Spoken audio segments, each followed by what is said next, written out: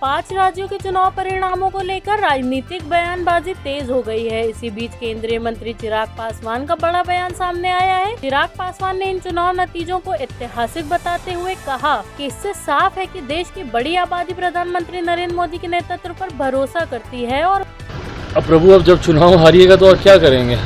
थोड़ी ये मानेंगे कि खुद कितना भ्रष्टाचार किया, खुद कितनी हिंसा की है। और ऐसे में देखिए, जब तक आपकी सोच, आपकी नीति स्पष्ट नहीं होगी तो ये इस तरीके के परिणाम आते ही रहेंगे। एक तरफ आप एक गठबंधन बनाते हैं, उसी तरफ उसी गठबंधन के घटक दलों को आप लोग हराने का काम करते हैं। एनडीए जब एकजुटता के साथ आगे बढ़ती है तो हम लोग हर राज्य में एक दूसरे का साथ समर्थन करने का हम लोग कार्य करते हैं। पर आप देख लीजिए, केरला जैसे राज्य में, जहाँ पे एकमात्र राज्य जहाँ पे लेफ्ट की सरकार बाकी रह गई थी, वहाँ पे किसने हराने का काम किया? इंडिया अलायंस के ही दूसरे घटक दल ने ना। इंडिया अलायंस में लेफ्ट की भी पार्टीज़ हैं, ये कांग्रेस भी है। एक दूसरे को ही ये लोग हराने का ये लोग काम करते हैं। तो ऐसे में जब आपकी सोच स्पष्ट नहीं होगी, आपका गठबंधन ईमानदार नहीं होगा, एक दूसरे के साथ भय और भ्रष्टाचार के माध्यम से आप सोचिएगा कि देश की जनता को आप मूर्ख बनाते रहेंगे, ये संभव नहीं होने वाला। पहली बात तो ये चिंताजनक है, एक बार फिर से इस तरीके से बिहार में जिस तरीके से पुल गिरने की घटना हुई है, ये कहीं ना कहीं हमारे प्रदेश को एक गलत दृष्टि में देश दुनिया के सामने प्रस्तुत करने का काम करता है। जांच का भी विषय है, कौन ऐसे दोषी हैं। जो जानकारी प्राप्त हो रही है, 2001 के आसपास इस पुल का निर्माण हुआ। उस वक्त जो लोग सत्ता में थे, क्या वहाँ पे कुछ भ्रष्टाचार हुआ? क्या इसके रख रखाव में किसी तरीके की लापरवाही हुई?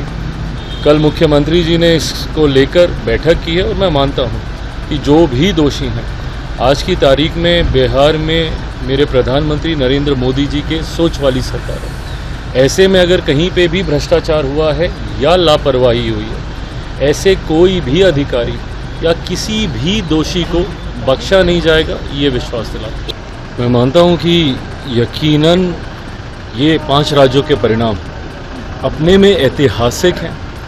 जहाँ एक तरफ बंगाल जैसे राज्य में भारतीय जनता पार्टी के नेतृत्व में अब सरकार बनने जा रही है, एक ऐसा किला जिसे विपक्ष मानता था कि कभी ध्वस्त नहीं किया जा सकता। ऐसे में कहीं ना कहीं बंगाल की जनता ने भी ये स्पष्ट संदेश देने का काम किया है कि विपक्ष की जो नकारात्मक सोच है, तुष्टीकरण की, अहिंसा की, भय फैलाने की, उसको नकारने का काम बंगाल की जनता ने किया है।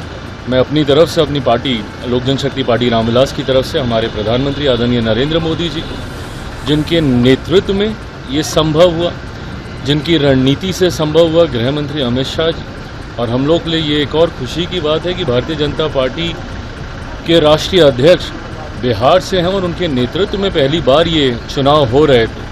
ऐसे में बंगाल जैसे राज्य को जीतना, असम में इतनी बड़ी जीत हासिल करना, पुडुचेरी में जिस तरीके से भाजपा का प्रदर्शन रहा है, ये अपने में दर्शाता है कि आज भी देश की एक बड़ी आबादी मौजूदा प्रधानमंत्री नरेंद्र मोदी जी के नेतृत्व में विश्वास रखती है। और ये परिणाम कहीं ना कहीं 2029 में होने वाले लोकसभा चुनाव को भी प्रिडिक्ट करने का काम करते हैं। मैं मानता हूं कि पुनः 2029 में लोकसभा में चौथी बार प्रधानमंत्री जी के नेतृत्व में पुनः एनडीए की सरकार बनेगी। जिस तरीके से बंगाल जैसे राज्य